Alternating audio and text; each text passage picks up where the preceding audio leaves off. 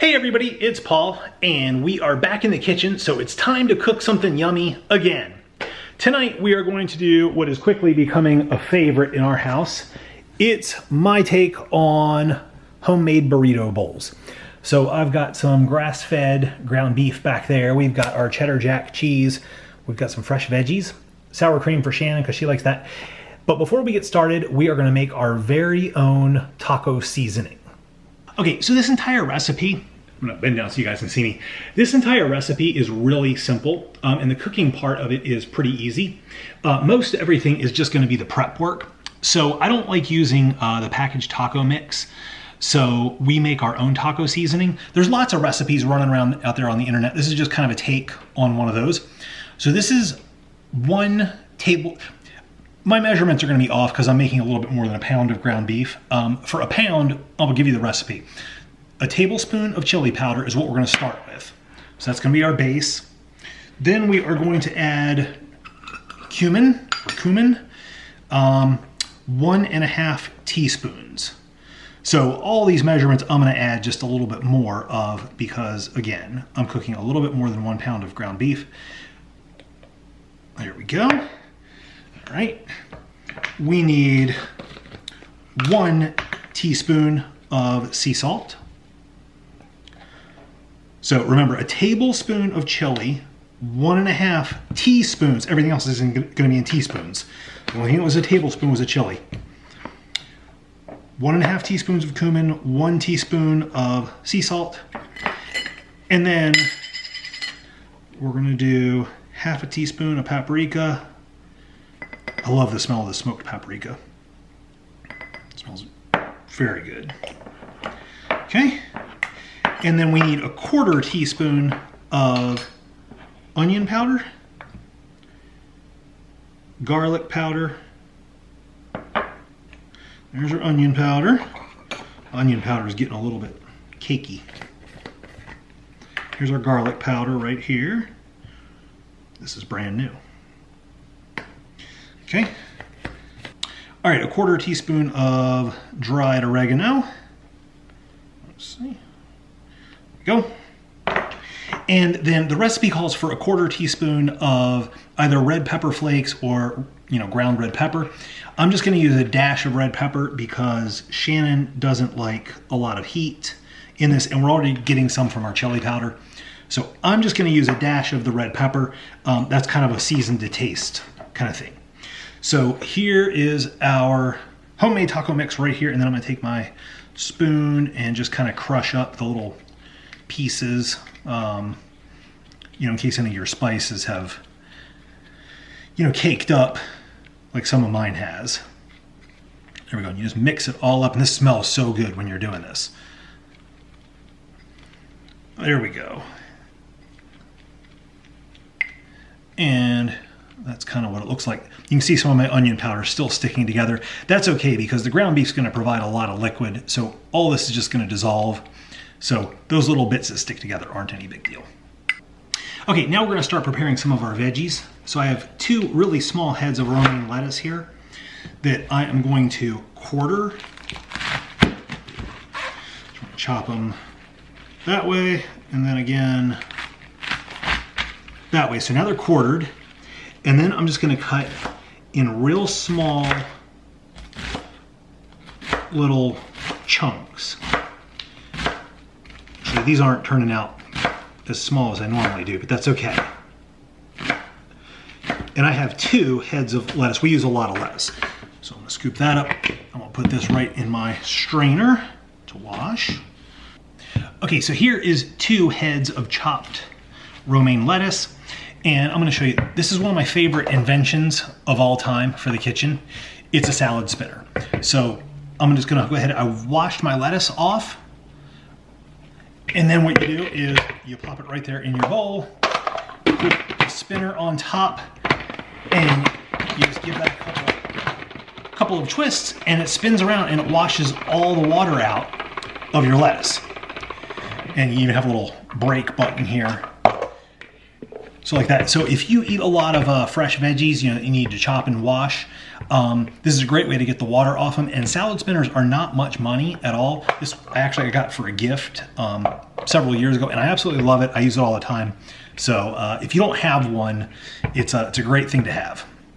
All right, now we're gonna cut up our peppers and onions. But before we do that, I have washed my lettuce, strained it out, and I'm gonna stick this in the fridge to let it crisp up real nice before dinner. Okay, for our lettuce, for our onions and our peppers, what we're gonna do is, I got a really big onion here. We're just gonna cut these into strips. So, like that.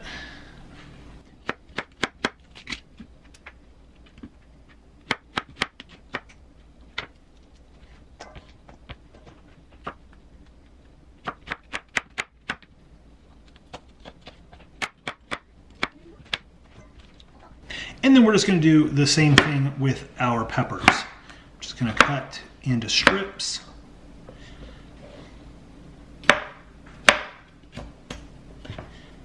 Just like that.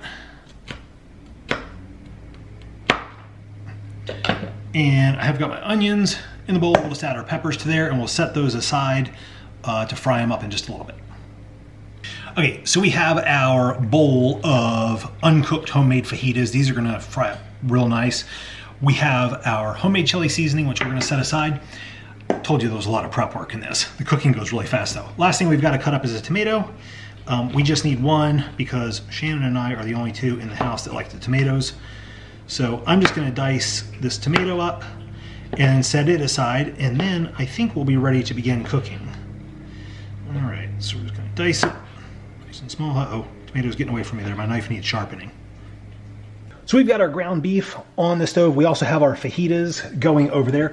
But all you do is you just put your ground beef on, turn your fire on, and then you're just gonna take and sprinkle your taco seasoning all over it. I know it looks like a lot, but once the ground beef, once the juice starts coming out, it's going to liquefy and it's gonna make a real nice marinade flavor. So there we go, we'll just let that cook. And in the meantime, our fajitas are over here. They're gonna cook down as well. It takes about an equal amount of time, and the fajitas, if they get done soon, they can just sit in the warm pan. All right, our fajitas are just about done. The onions are getting soft, the peppers are soft, and our ground beef is nice and browned. And as you can see, the juice that came out of the ground beef, the fat has mixed with all that extra seasoning, and it's made this real nice sauce. But even still, what you want to do with this is you want to use like a slotted spoon or spatula to scoop it out, so that way you're leaving most of that grease in the pan. All right, so let's make our bowl. We're going to start off with the ground beef. Need to get a couple scoops of ground beef. A little bit more. All right. Our homemade fajitas, or fajitas, depending on how you like to say it.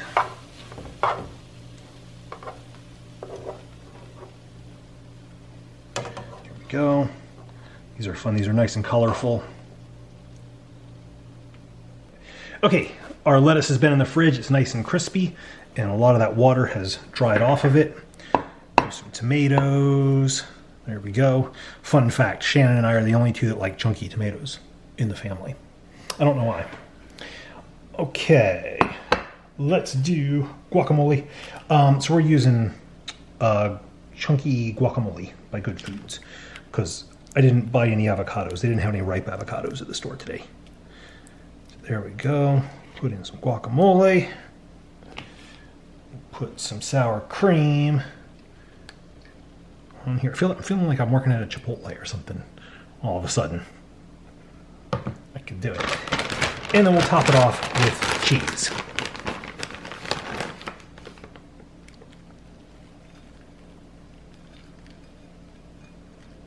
Okay, so that's it right there. Look how colorful and fresh that looks.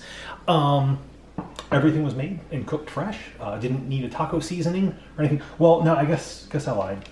That was not fresh. We could have made that, and I suppose I could have milked a cow and made some sour cream somehow. But I don't know the process for that. So we're going with the store-bought brands for that. But everything else was made nice and easy. And as you saw, it cooked up really quick, really simple. Not many steps involved in cooking, just some chopping and some prepping to begin with. So this is a great thing to cook, you know, just to kind of get some of those skills and get comfortable with it. There's really no wrong way to make this, and it turns out delicious every time we've tried it. So I want to wish you guys luck. I hope you guys enjoyed this video. Please leave it a thumbs up if you did. Leave those suggestions for new things to cook down in the comments below, and or techniques you'd like me to try, or things you'd like me to try out, and we'll do our best to accommodate that. So anyway, I think that's going to do it. I'm getting kind of hungry looking and smelling this, so I'm going to go eat. See you guys later.